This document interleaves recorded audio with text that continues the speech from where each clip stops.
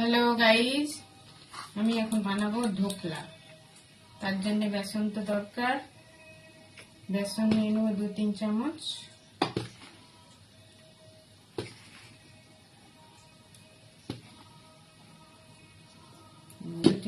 বেসন নিয়ে নিলাম। এবার চিনি একটু নিয়ে নেবো, একটু চিনি দিলে ভালো লাগে।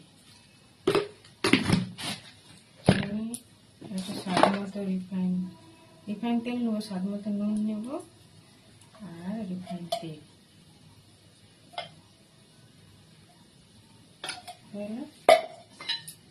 আর একটু হলুদ দেবো, হলুদটা দিলে কালারটা ভালো আসে। আর লেবুটা আছে, এই লেবুটা কেটে পুরো দেবো। আর এটা দেখেছো ইনো পাউডারটাও দেবো, করার সময় দেবো। একটু জল দিয়ে গুলে নেবো। যত ভালো করে ফাটাবে তত ভালো, তত ফুলবে ভালো, কেকের মতো ফুলিয়ে যাবে। এটা ইনো পাউডার করবে না, ইনো পাউডার লেবু কেকের মতো ফুলিয়ে যাবে। এটা গুজরাটে পুরো ফেমাস, এখন সব জায়গায় হয়ে গেছে, সবাই খায়। ছেলে খেতে খুব ভালোবাসে।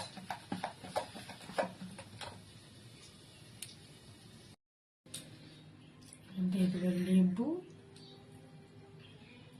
লেবু 2 ফালি দিয়ে দেবো। পুরোটা দিচ্ছি, বড় লেবু তো টক হয়ে যাবে। দিয়ে দেবো লেবু, আর এখানে কাঁচা লঙ্কা আর আদা পিষে রেখেছিলাম, একটু কুড়ে নিয়েছি। আর এবারে ইনো পাউডারটা দিয়ে দেবো, ভালো ফুলবে, দিয়ে ভালো করে মাখিয়ে নেবো। ইনো পাউডারটা দিতেই কিরকম ফুলে যাবে।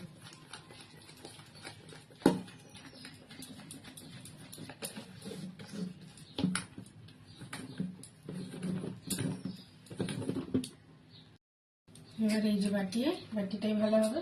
এটা একটু তেল বুলিয়ে নেবো, গ্লাসে করে তেলটা ভালো করে বুলিয়ে নেবো।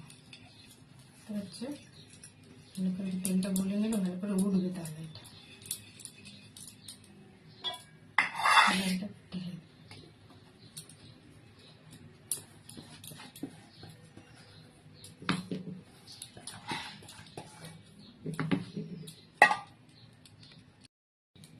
এই যে স্ট্যান্ডের উপর কড়ার মধ্যে বসিয়ে দিলাম।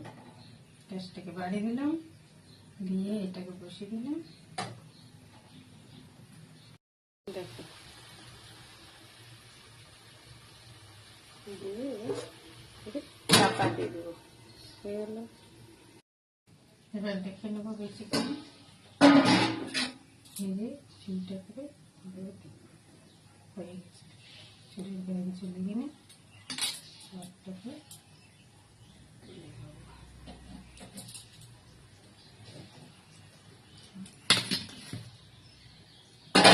সুন্দর কেকের মতো লেগেছে, পুরো কেকের মতো। এটাকে এবার কেটে নেব।